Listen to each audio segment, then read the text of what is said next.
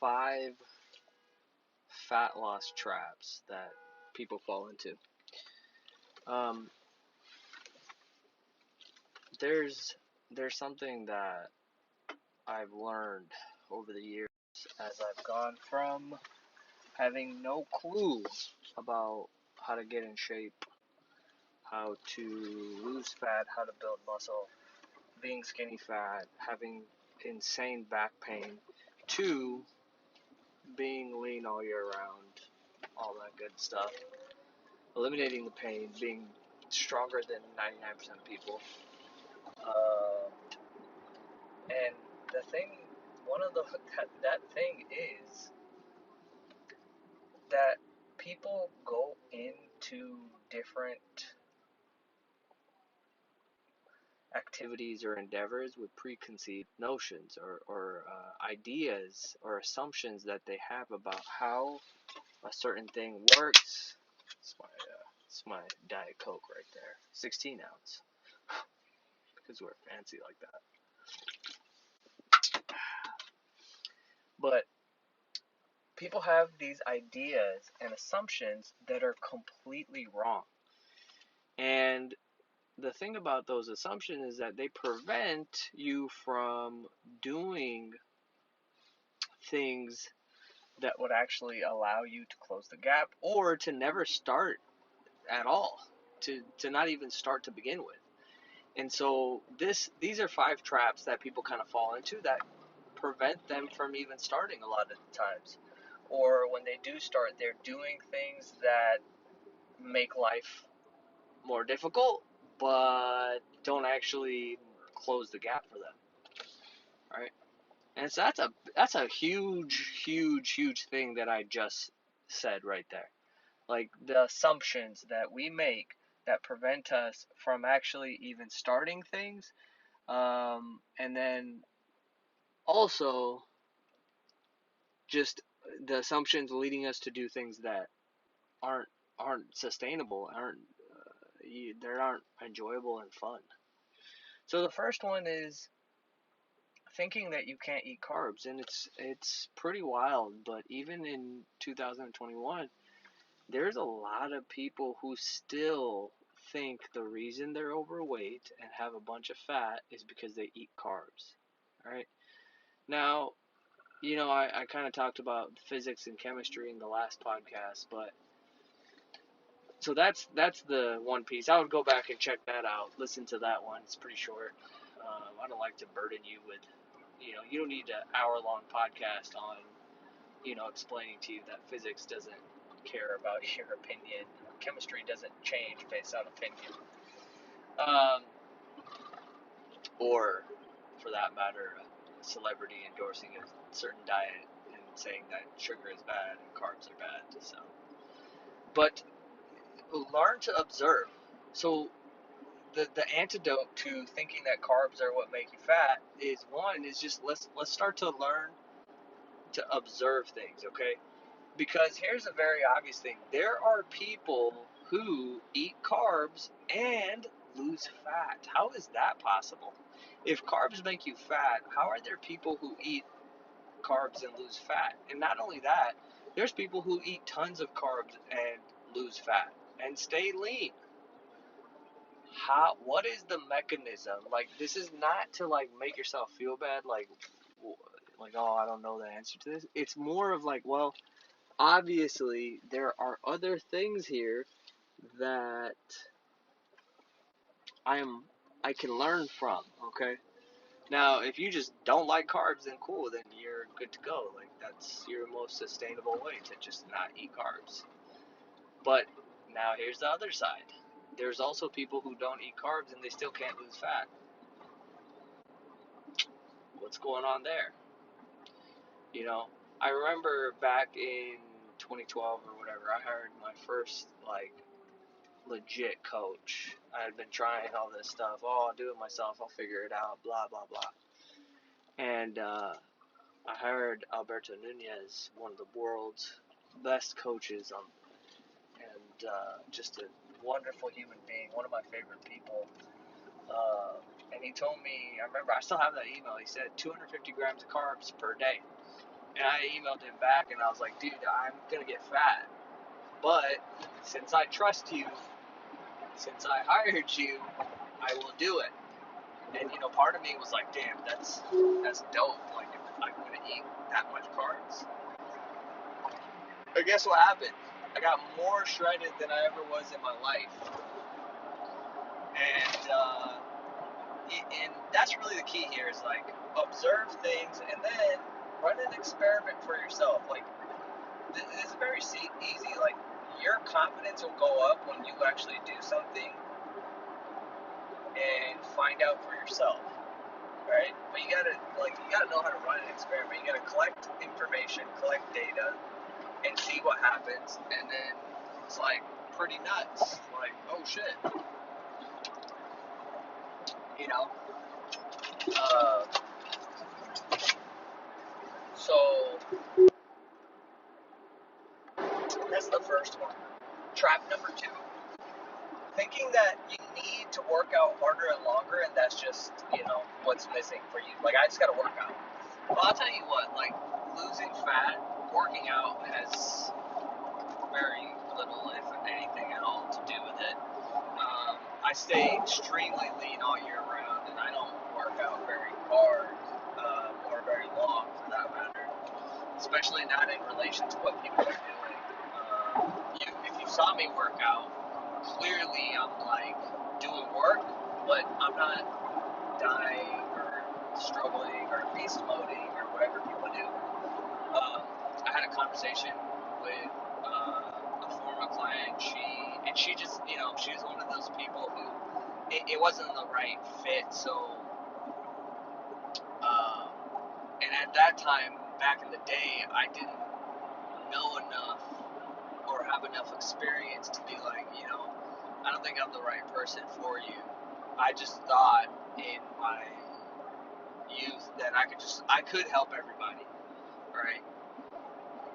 And she just thought, she's like, I just want to pour buckets of sweat. Like, I need to sweat more.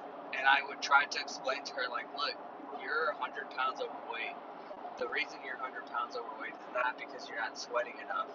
Okay? And by the way, going back to the physics and chemistry of it, it's very simple. Like, if you see how the chemistry works, you'll realize that you actually don't sweat the fat off of your body, right? Like the fat on your body leaves your body through respiration. Basically, you breathe it out. And so, but this is something, again, very, very common. Like, I have a cousin who he also, like, every conversation, like, he always wants to bring up, like, man, I need to work out more. Like, or, here's the thing, I was talking to a girl who was like, I can't do it, I can't lose fat because I don't have time to work out. And I was like, well, okay, what if you don't actually need to work out? But we'll just say, cool, you need to work out. Well, what do you mean you don't have time? Like, how much time do you think is required for a effective fat loss workout? And she was like, she didn't really have, first of all, she hadn't even really thought of that, but then, and then upon asking, she's like, I don't know, hour, 2 hours, but somewhere in there.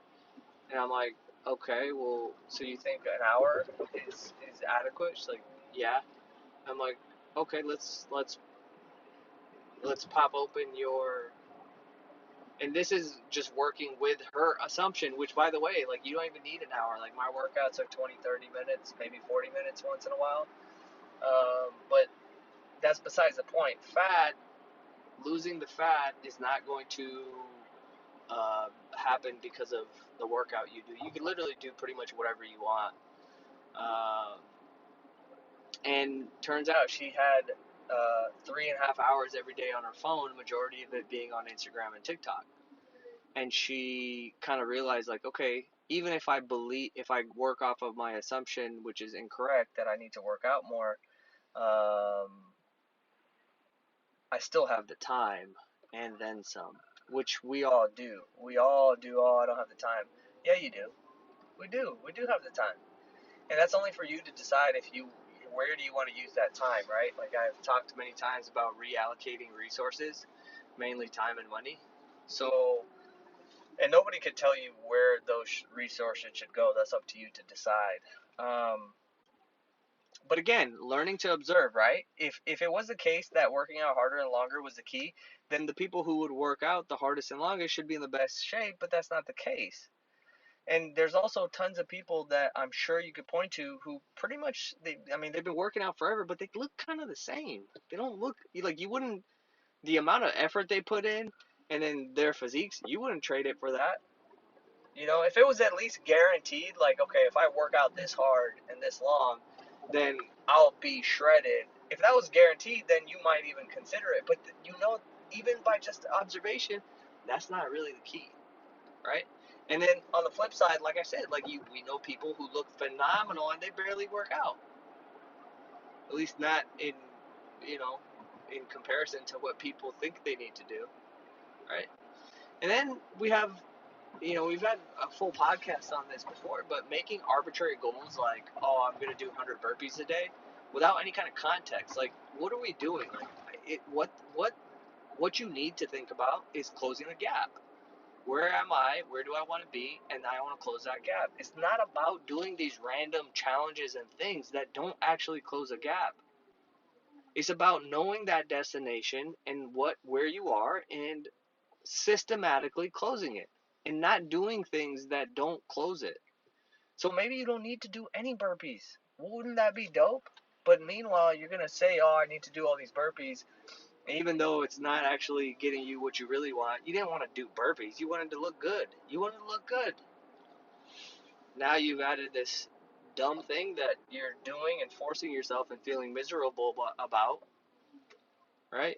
And you just picked it because you thought it was hard enough to give you results. Like, I don't like hard for the sake of hard. Like, I like effective. Don't pick these random things, right? And then trap number 4, looking for shortcuts. Let me tell you something. The process is the shortcut. Okay? Tell you a little story about me, okay? Like, my body didn't change until I dropped this shortcut mentality and told myself basically, like, I'm going to do the same thing for 5 years. Because I was always looking for okay, I can build 10 pounds of muscle in 6 weeks, or I can build 15 pounds of muscle in 3 months. And obviously, when nothing happens in 2 weeks or 1 week, I'm switching programs. And then I decided, okay, 5 years, I'm going to do the same thing. Spoiler alert, like, it didn't end up taking 5 years, like, but, but, you know, I've been doing the same thing for like 12 now because I saw that it worked, right? So it's and I got results way sooner because I was doing it because I was able to commit to 5 years. I was able to do the same thing for 12 weeks and not expect anything and just show up and do what needed to be done in each day. And next thing you know, I was leaner and looked better and more muscular and stronger than I ever was in my life. All right. The process is the shortcut. Focus on what you're doing, what you need to do today, not the outcome. And the outcome will actually happen faster and in degrees greater than you can imagine.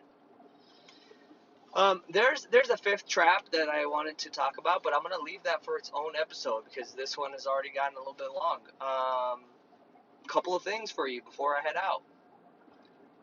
If you want me to help you, if you want to work with me on this, okay, you got two options. We can do one-on-one. Like, I spend a lot of time with my private clients, and they get the most phenomenal results. You go to applywithranbir.com or shoot me a message, ranbir013@gmail.com, if you just want to be in my private Telegram channel. That's a place where it's my community. I drop daily things in there, thought bombs that I'm thinking about and literally using and that are helping me. And that's only $20 a day. Not $20 a day. Which it still would be a bargain for what it is, for the transformation that you can experience. But because people spend $20 a day on all kinds of things, but $20 a month, be on the inside. with my people. All right, that's it for today. I'll see you. I'll see you tomorrow. If you got some goodies out of this, like, comment, share, please. Subscribe. I appreciate it. I really do. See you tomorrow.